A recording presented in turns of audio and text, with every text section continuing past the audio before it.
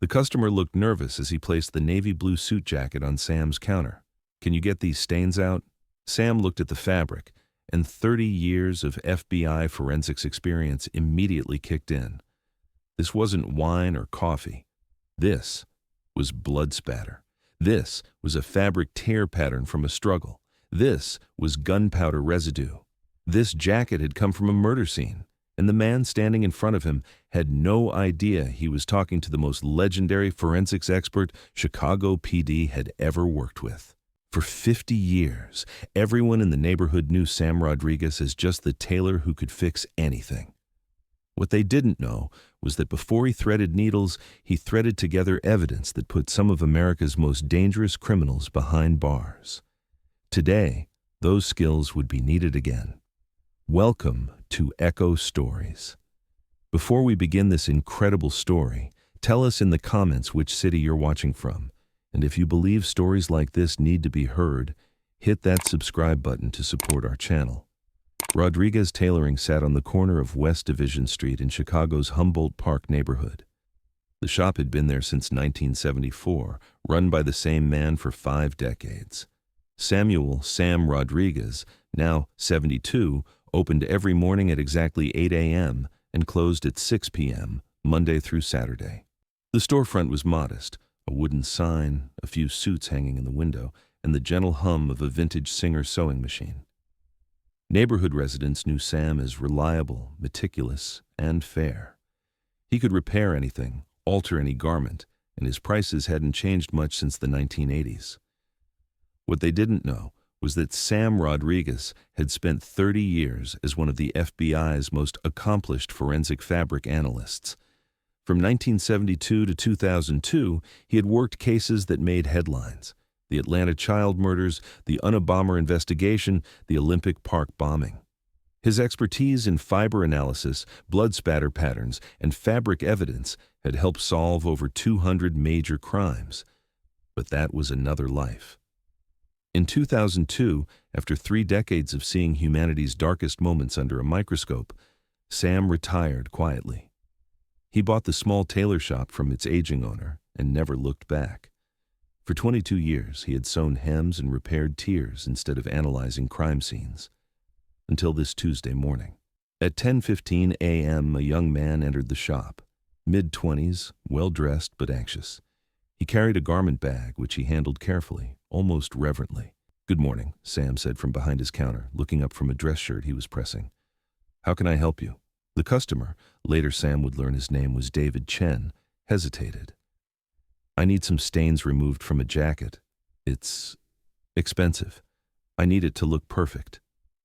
He unzipped the garment bag and pulled out a navy blue suit jacket. Italian wool, expertly tailored, probably worth $3,000. But Sam's trained eye immediately went to the stains. Dark spots across the right sleeve and shoulder, spatter pattern across the chest, a small tear near the left lapel. 30 years of forensic training activated like muscle memory.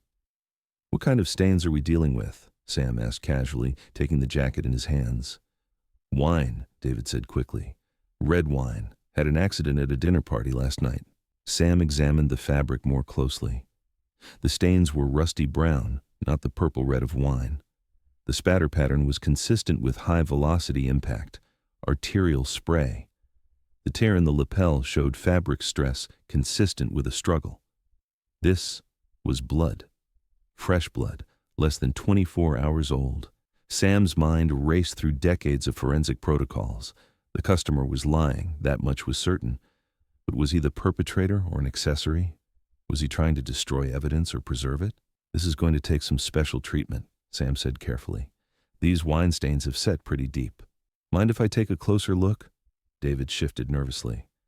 "How long will it take?" "Depends on the damage. Why don't you have a seat? I'll examine it properly." Sam moved to his workstation, but instead of reaching for stain remover, he was mentally cataloging evidence. The blood spatter originated from the upper right, suggesting the victim was shorter than the wearer.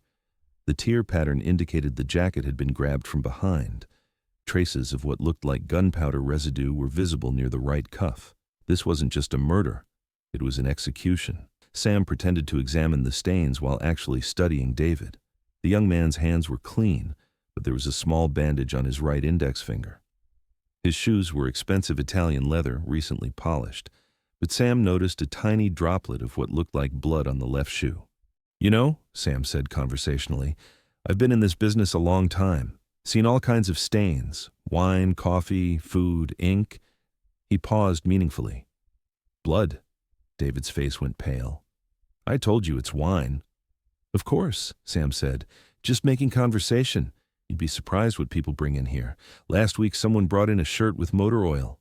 Week before that, paint. People get into all kinds of accidents." But Sam's forensic mind was working furiously. The blood pattern suggested the victim had been shot at close range. The killer was right-handed, approximately 5 feet 10 inches to 6 feet tall. The victim had grabbed at the shooter's jacket before dying, causing the tear. "I'm going to need to take this to my cleaning station in the back," Sam said. "These wine stains require special chemicals. It'll take about an hour." David looked uncomfortable. "An hour? I was hoping to get it back today." "Tonight, definitely. But I need to be thorough. This is expensive fabric. One mistake and it's ruined forever." Sam took the jacket to his back room, ostensibly to begin cleaning. Instead, he pulled out a magnifying glass he kept for detail work and began a proper forensic examination. Under magnification, the blood evidence was unmistakable. High-velocity spatter consistent with gunshot wounds. Fabric fibers under the fingernails suggested defensive wounds. Most telling of all, Sam found a single gray hair caught in the jacket's buttonhole. This jacket belonged to someone who had murdered an older person at close range. Someone who had been grabbed during the struggle. Someone who was now trying to destroy evidence. Sam faced a dilemma. He was retired FBI, but he was also a private citizen. He had no legal authority to detain David or confiscate the jacket. But he couldn't let evidence of murder walk out of his shop. He made a decision. Sam had kept the business card of Detective Maria Santos from Chicago PD's Homicide Division. 3 years ago, she had consulted him about a case, unofficially, and he had provided insight that helped solve it. She knew about his FBI background. From his back room, Sam dialed her number.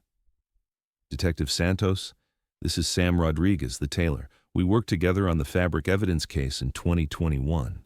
"Yes, that's right. I need to speak with you urgently. I believe I have evidence related to a recent homicide." He explained the situation in whispers. Santos listened without interruption. "Keep him there," she said. "I'm checking recent murders with older victims. Can you stall for 20 minutes? "I'll try." Sam returned to the front of the shop. David was pacing nervously. "How's it going back there?" David asked. "Slow progress," Sam said. "These stains are really set in. I might need to try a different approach. You said this happened at a dinner party." "Yeah, private dinner, small group." "Expensive jacket to wear to a casual dinner," Sam observed. It wasn't casual. Business dinner, important clients. Sam nodded, but mentally noted the inconsistency. First David had said dinner party, now it was a business dinner. Classic sign of deception, changing details in a fabricated story. "What line of work are you in?" Sam asked conversationally. "Finance, investment banking." Another lie. Sam had dealt with enough criminals to recognize the tells. David's clothes were expensive, but not quite right for investment banking. His watch was flashy, but not the understated luxury actual finance professionals preferred. His nervous energy suggested someone unused to high-stakes deception. Santos called back 15 minutes later.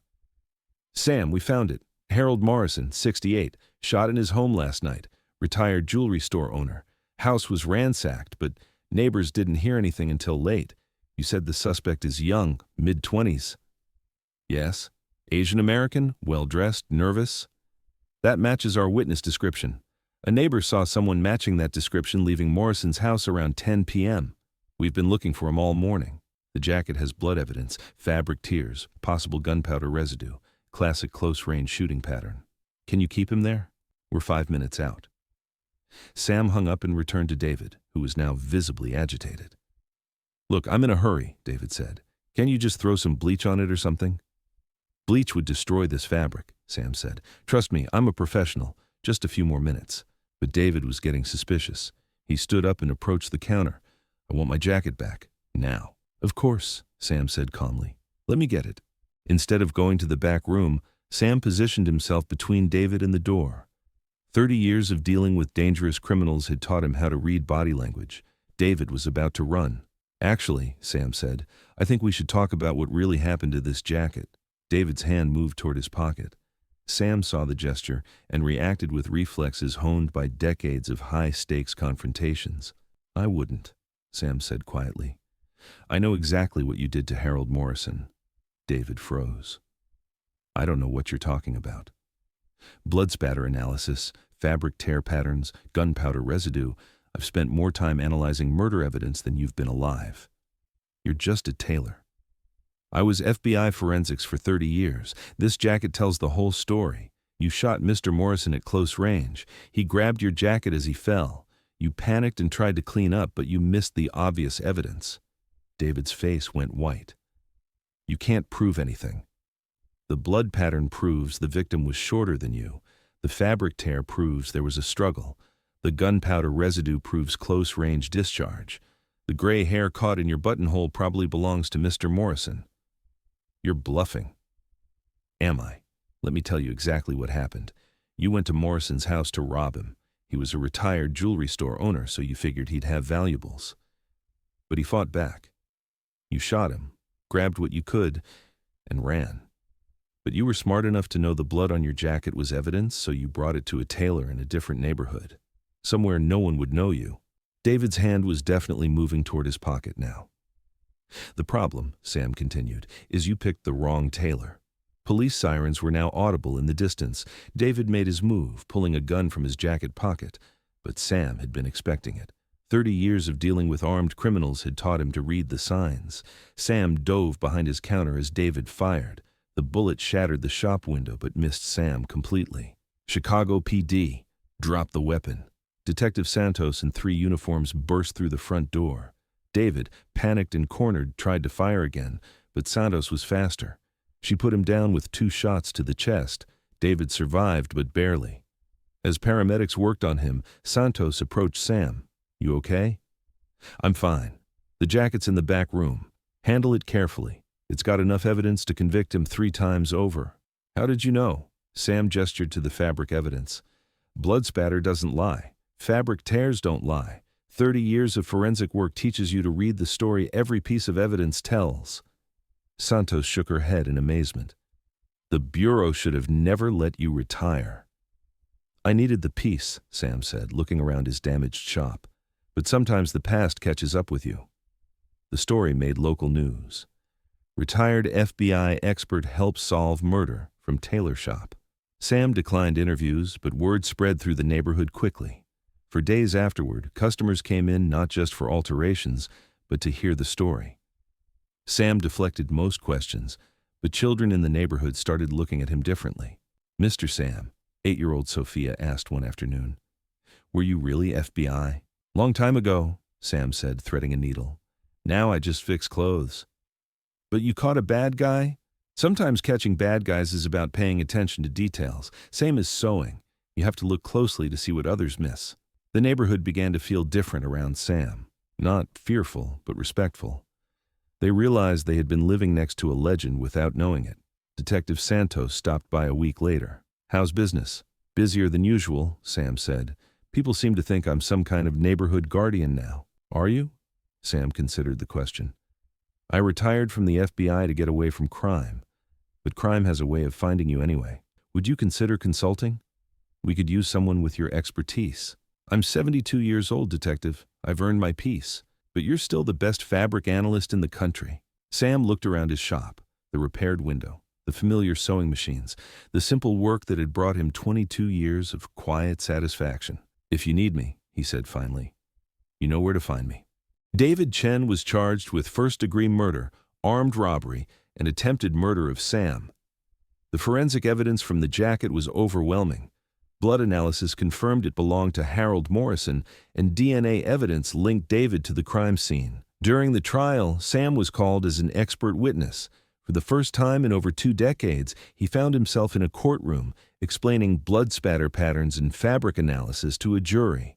"The defendant's jacket tells a complete story," Sam testified. The blood evidence, the fabric damage, the gunpowder residue, it's all consistent with close-range homicide during a robbery attempt. The defense attorney tried to discredit Sam's analysis, arguing he was just a tailor who had been retired too long to be considered an expert.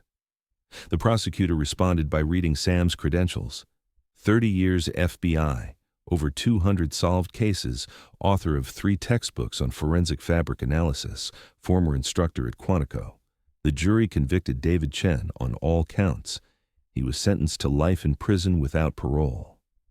5 months later, Rodriguez's tailoring looked much the same as it always had. The bullet hole in the window had been repaired, the blood cleaned from the floor. Sam resumed his routine, 8 a.m. to 6 p.m., Monday through Saturday. But something had changed. Customers who brought in clothes with suspicious stains found themselves under Sam's watchful eye. Not that he was looking for crime. He simply couldn't turn off 3 decades of training. A teenage gang member brought in a jacket with what he claimed were paint stains. Sam recognized blood immediately and quietly called the boy's mother. It turned out the kid had been jumped by rivals and was too embarrassed to tell his family he'd been hurt.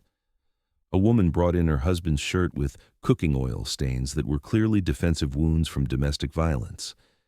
Sam gently provided her with the phone number for a women's shelter. A nervous man tried to get mud removed from expensive shoes that Sam recognized as brain matter. Sam excused himself to call Detective Santos. Word spread quietly through the community that Sam Rodriguez was more than just a tailor. He became an unofficial guardian, someone who noticed things others missed, someone who cared enough to act. Parents started bringing their teenagers to meet Sam, hoping his wisdom and watchful eye might keep their children out of trouble. Local business owners consulted him about suspicious customers. Even Chicago PD began stopping by occasionally, seeking his opinion on fabric evidence. Sam never advertised his skills or charged for his insights. He simply did what he had always done, paid attention to details and tried to help when he could. "Mr. Rodriguez," a young police officer asked one day, "do you ever miss the FBI?" Sam looked up from a dress he was hemming. "I miss solving puzzles," he said, "but I don't miss the darkness. Here, I can solve problems before they become tragedies." "How?" "By watching, by listening, by caring about my neighbors enough to notice when something's wrong."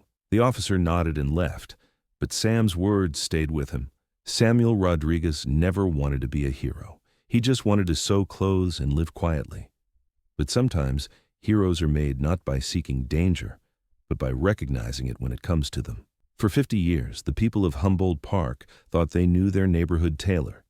What they discovered was that the man who could mend any fabric could also unmend the carefully woven lies of criminals. Real protectors are like this. They hang up their badges but never stop watching. They retire from the fight but never stop caring. And when evil walks through their door disguised as a customer, they're ready. If this story meant something to you, share your thoughts in the comments. If you believe stories like this should continue to be told, support Echo Stories by subscribing. See you in the next video. And remember, that quiet business owner in your neighborhood might have a past you never imagined. Everyone has a story, and that story deserves respect.